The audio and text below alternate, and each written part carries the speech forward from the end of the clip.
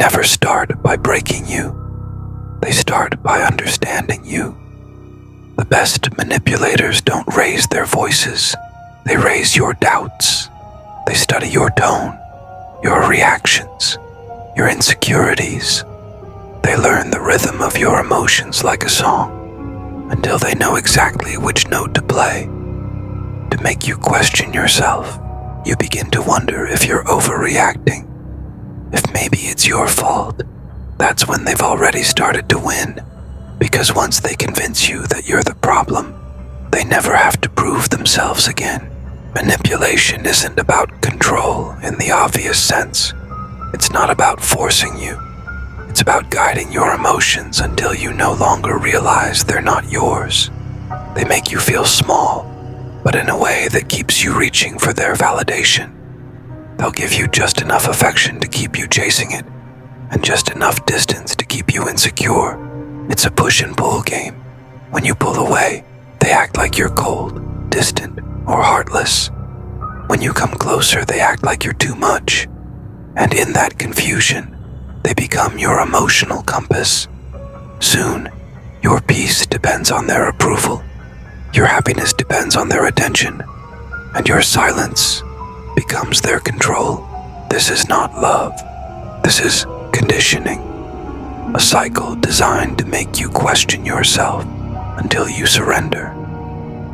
But here's the truth most people don't see. Manipulators only thrive when you seek their understanding. When you stop explaining, they lose their grip. They can't survive in clarity. Their power exists in confusion.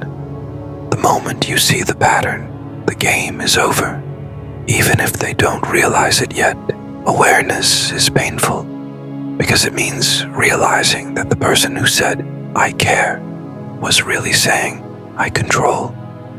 It means accepting that love was the bait, not the truth.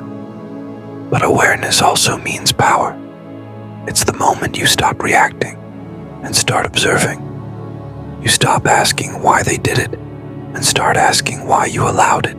It's not self-blame. It's self-return, the beginning of emotional independence. Because once you stop needing their validation, their manipulation collapses like a house of cards. They'll panic. They'll provoke you. They'll accuse you of changing because you have. You're no longer predictable. You're no longer begging to be seen. You've become something they can't control. Calm. And nothing scares a manipulator more than calm. Let's go deeper. What drives someone to manipulate? It's rarely strength. It's almost always fear. Fear of losing control. Fear of being insignificant. Fear of being exposed. So they build personas, masks, each one crafted to match what you need. They become the listener, the savior, the lover, the victim. Whatever makes you lower your guard. But here's the paradox. Behind every manipulator is someone terrified of being powerless. So they control others to avoid confronting that void inside themselves. Once you understand this, you stop taking their behavior personally. Their cruelty says more about their fear than your worth. And that realization is freedom. Taking your power back isn't loud. It doesn't happen in revenge or confrontation. It happens quietly. When you choose silence over reaction, clarity over confusion, and distance over drama, you stop trying to prove your side of the story.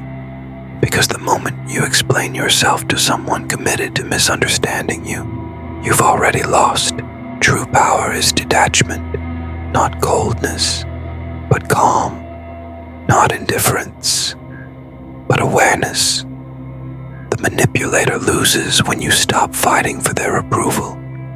They lose when you stop trying to show them who you are. Because when you finally understand your own worth, you don't need them to see it anymore. And when you stop playing their game, the silence becomes deafening. Not for you, for them. So remember this. They study your emotions to control you. But once you study their patterns, you take control back. They wear masks to hide their weakness. You wear awareness to reveal your strength. And in that quiet moment when you no longer react, you win the war they started long ago. Because sometimes the most powerful response is no response at all.